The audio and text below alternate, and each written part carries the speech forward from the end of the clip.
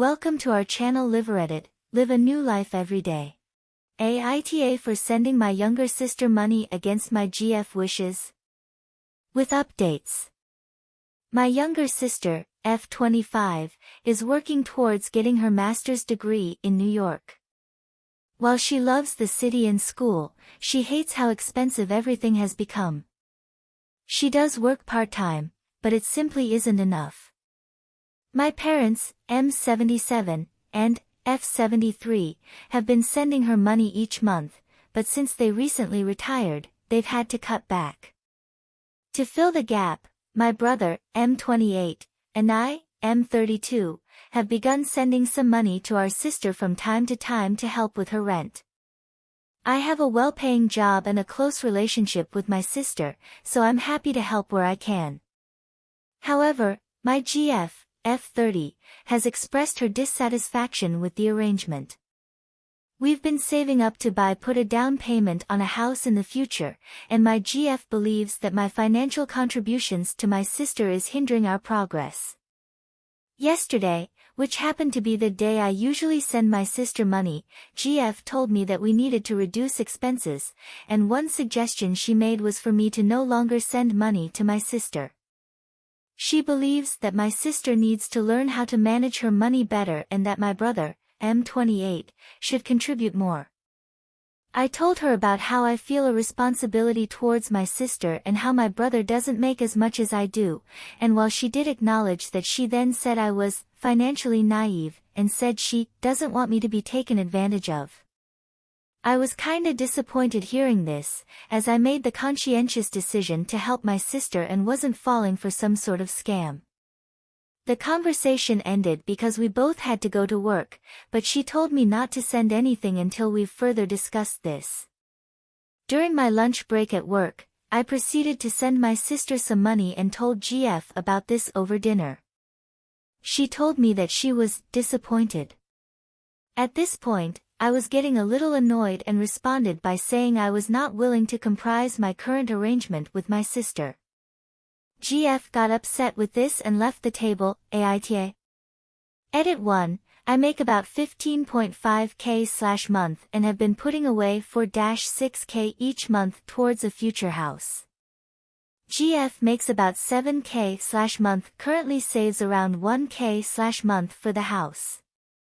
She said she'll contribute more once her student loans are paid off. I pay for rent and utilities, GF pays for bulk of groceries. I started sending my sister $1,500 per month since my parents retired. Edit 2. Sis pays $2,800 per month in rent and $350 per month in transportation. I contribute $1,500 per month. Brother pays $750 per month, parents pay $500 per month. Our mother was terrified of sis living in NYC on her own and only agreed if she lived in a nicer area and had a car. Relevant comments. Do you share a bank account? We don't have a shared bank account. I pay rent and utilities, she pays about 80% of the groceries while I cover about 20%. What is your long-term plan with your sister? I was planning on paying for the next year and a half, which is roughly how long it should take her to complete her master's. At this point, she'd most likely have a job or move back to mom and dad until she gets a job. Update 1. Edit 3. Update. My GF and I had a long talk after work. It didn't go well. To summarize, tensions escalated during the conversation. I told her that I plan to continue helping my sister until she completes her degree, and afterward, she would either start working or move back to our parents' home until she finds a job. However, my GF expressed her belief that my sister, and whole family, is manipulating me and thinks I'm naive enough to send her money regardless of how she uses it. I started to feel increasingly annoyed and defensive by her accusations and asserted that it's my money, and I have the right to spend it as I see fit. I then, stupidly, said that if she really wanted us to buy a house, she should save more and cut back on expenses like nice shoes, clothes, and purses. At this point, she became properly angry and declared that she couldn't stay in the same house as me, and said that she would be going to her friend's house. Before leaving, she said, "Call me when you stop thinking like a fucking idiot." Before I could even think, I replied, "I won't be calling." I feel that I may have irreparably damaged our relationship. Edit 4. Update. I want to express my thanks to all of you for sharing your perspectives and insights. Your input is truly appreciated. Following the fight with GF, I reached out to my brother to confide in him about what happened. His take was pretty optimistic. However, he advised me to stand firm in my position while also remaining open to fully hearing out my girlfriend and considering the possibility of reconciliation. He cautioned against contacting GF's friend to ask about her whereabouts, as it may smell of desperation, and instead said that he would come over, as he lives about an hour away, so we could spend some time together over a movie and dinner. At this point, I feel drained and numb. It's been a long day, and TBH, I just want it over. Edit 5. Update. My brother came by and bought dinner. We've been watching The Dark Knight. Don't know why he chose that, since. Still haven't heard from GF or her friend.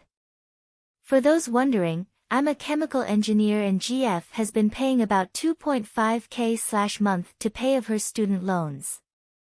Update. Edit 6. Weekend update. Before I begin, I would like to thank everyone for responding to my original post. Your support and insights mean a great deal to me. I also want to provide some additional context about my relationship with my girlfriend, GF. We started dating in January of last year, officially becoming a couple by the end of March, and she moved in with me in May.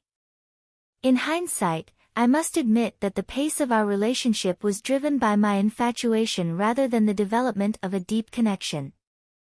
Her fun-loving nature and beauty had an influence on me, causing me to overlook the misalignment of our values. Regarding GF's relationship with my family and friends, she seemed to get along well with everyone, although I feel that she never liked my brother. My mother made significant efforts to make GF feel welcome, likely due to her desire for grandchildren.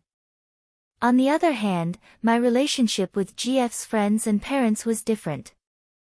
I couldn't help but feel that they saw GF as being out of my league for some reason, and some of her friends even told me how lucky I should consider myself to have GF in my life. There were also other warning signs that I chose to ignore, and I want to share them now. GF wanted to impose restrictions on how often I could visit my family throughout the year. Less than a month after moving in with me, GF leased a BMW, contradicting her previous statements about wanting to pay off her student loans quickly. At the time, I found it strange but didn't raise any objections, thinking that GF deserved to treat herself after years of schooling. Over the following months, she continued splurging on expensive clothes, shoes, purses, coats, and more. Looking back, I doubt she was completely honest about how she was managing her student loan payments. GF regularly urged me to distance myself from some of my friends, citing reasons like them being bad influences or me spending too much time with them.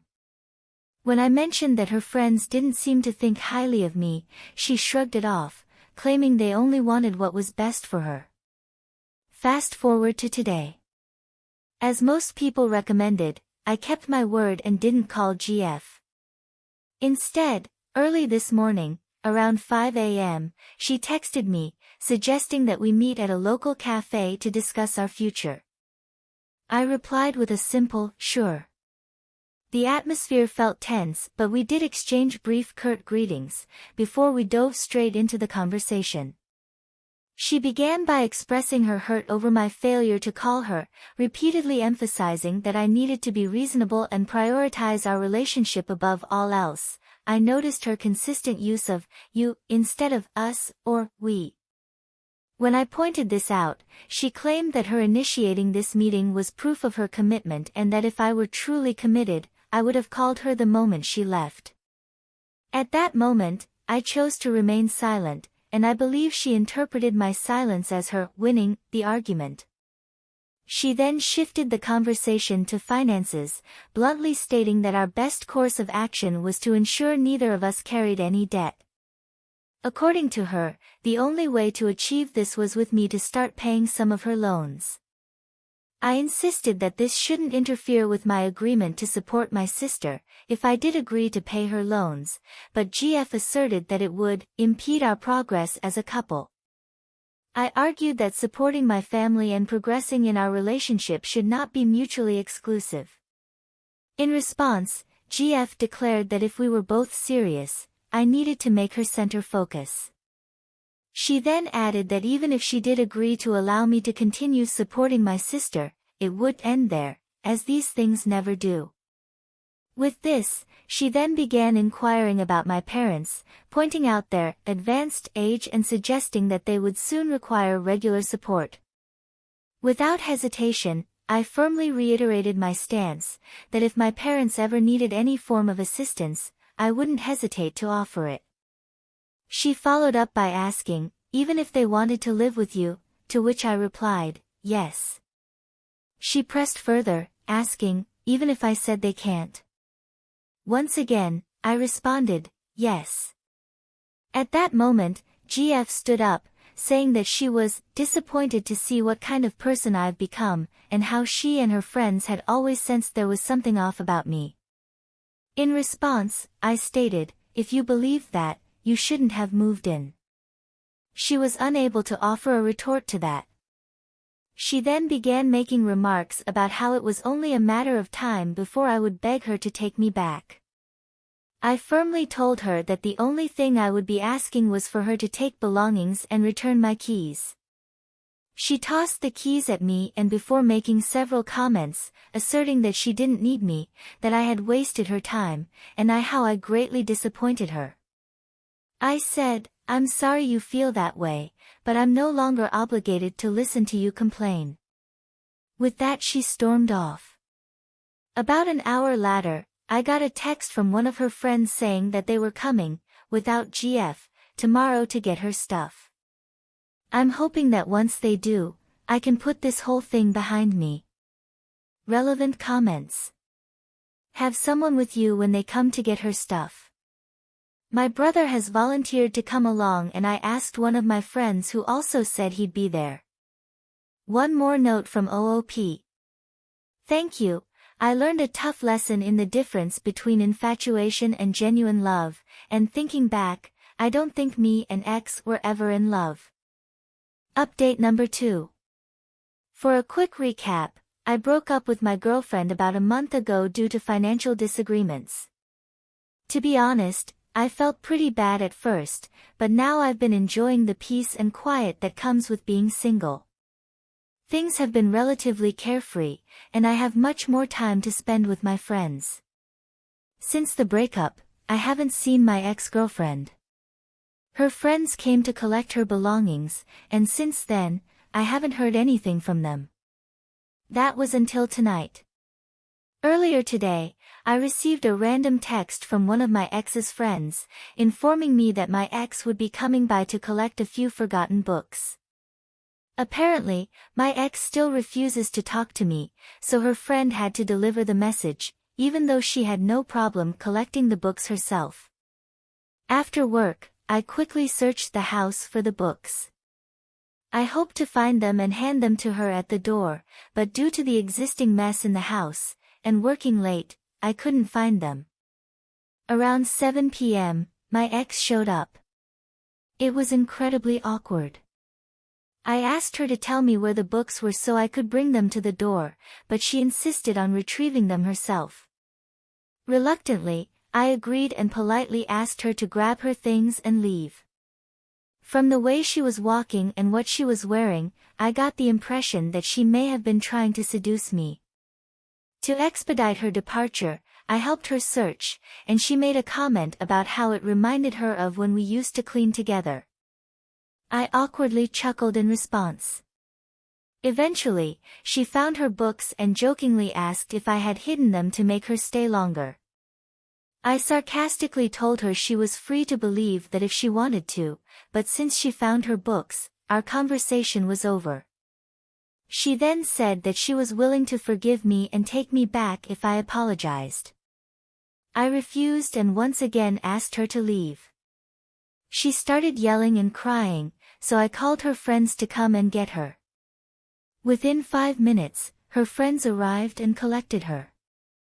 They threw insults and nasty comments at me, accusing me of being a monster and so much other stuff, before finally leaving. I'm exhausted, but I think, hope/pray, things might finally be over. Like, share your comments and subscribe.